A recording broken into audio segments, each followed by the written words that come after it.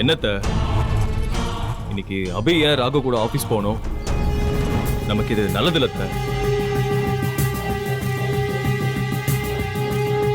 அத்த.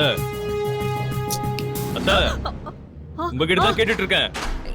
என்ன கிருஷ்ணா? ராகுவுக்கு ஹெல்ப் பண்றதுக்கு அந்த லாவண்யா தான் ஆபீஸ்ல இருக்காளே, அப்புறம் ஏன் அபி ராகுவுக்கு ஹெல்ப் பண்ண போனோம்? எப்போ நான் தான் குழப்பத்துல டென்ஷன்ல இங்க வந்து நிப்பேன், நீங்க எதனா சொல்யூஷன் சொல்லுவீங்க. இப்போ உங்களுக்கு என்ன ஆச்சு? ஆமா கிருஷ்ணா, இந்த அபி அனு கர்ப்பமா இருக்கான்னு சொல்லி என் தலையில இடியை இறக்கி வச்சுட்டாடா. என்னத சொல்றீங்க? அனு பிரெக்னன்ட்டா இருக்காளா? ஆமா கிருஷ்ணா, ஆனா எனக்கு ஒண்ணுமே புரியல, பிரம்மையில நிக்கிறேன். சேச்சே, அப்படிலாம் இருந்திருந்தா பாட்டி அஞ்சலி கிட்டயாவது அபி சொல்லிருப்பால. அபி சும்மா உங்களை கன்ஃபியூஸ் பண்ண விடுறதுக்காக தான் இப்படிலாம் சொல்லிருக்காளோன்னு எனக்கு தோணுது. அவ சொல்ற மாதிரி எதுவும் இல்லாம இருந்தா சந்தோஷம்தான், ஆனாலும் பயமா இருக்கு கிருஷ்ணா.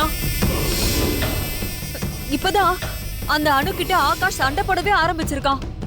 இதுவே போக போக பெருசாகி அவங்க பிரிஞ்சு போயிடுவாங்கன்னு நினைச்சா அபி இப்படி சொன்னது பயங்கர அதிர்ச்சியா இருக்கு.